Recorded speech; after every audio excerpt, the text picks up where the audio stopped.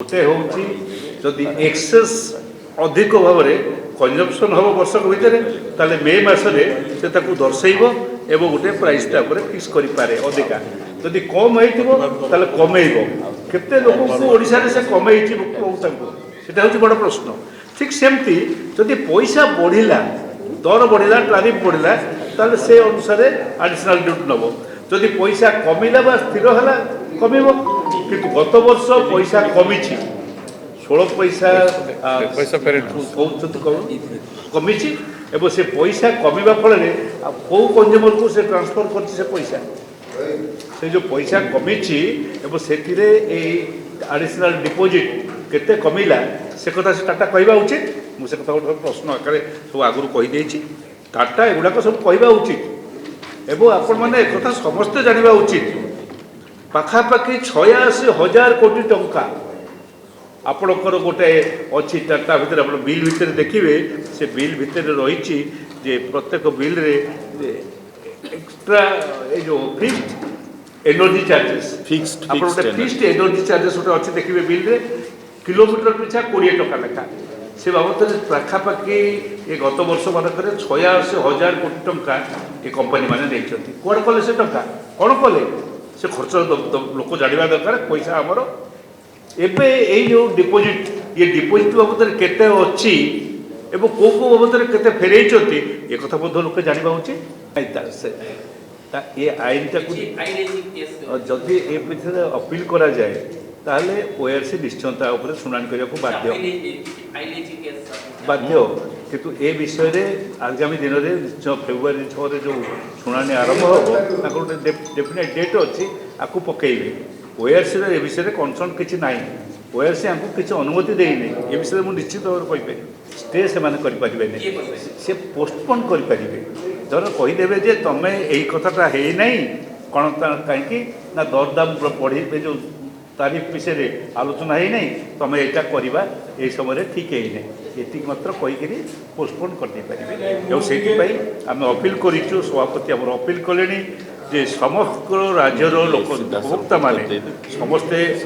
कहीं या न दिंतु ये जो कंपनी मनमानी की बाधा देवाई आपको बंद करूँ कनिष्ठ जंत्री संपृक्त जेई बा कनिष्ठ जंत्री को मार्फत निज कंज्यूमर नंबर सह लिखुं मु आपण अधीन अंचल जड़े विद्युत उपभोक्ता अटे आपण दाबी मुताबक मु आवश्यक सुरक्षा जमा राशि बा सिक्यूरिटी डिपोजिट दाखल करी बिजुली जोगाण सुविधा पाइछि मीटर रीडिंग को भित्ति करी आपण देउथिबा विद्युत बिल बाबदर देय पैठ करी आसुछि निकटरे आपण अतिरिक्त सिक्यूरिटी जमा बा डिपोजिट करबा एक बिल देइछथि तेबे ठीक है आपण को ध्यान आकर्षण करछि तेबे एथि पई मते कोनोसी कैलकुलेशन शीट बा हिसाब फर्द दिया जाय नाही जहा कि ओईआरसी आवंटन जोगाण संपर्कित 2019 नियम 52(1) अनुसार बाध्यतामूलक अटे ए संक्रांत रे गोटे कैलकुलेशन शीट डिस्ट्रीब्यूशन एजेंसी दबा पाई आईनीतः बाध्य ताकू से माने पर्यंत खाउटी मानकु देना बा कंज्यूमर मानकु देना यह छड़ा तेनु यह मते प्रदान करिबा पाई अनुरोध यह छड़ा मते उपरोक्त प्रसंग रे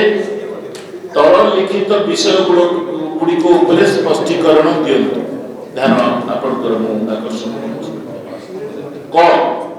ओईआरसी 2019 नियम 57(1) अनुसार प्रति आर्थिक वर्ष आरंभ रे अर्थात एप्रिल 1 तारिख रे सिक्यूरिटी डिपोजिट बाबद सुध पाइबा पाई मु हकदार मु उपभोक्ता हेबा दिन ठारू प्रथम बिल ठारू शेषु एवं टीपीसीओ ए सुध बाबद रे केते टंका मो अकाउंट रे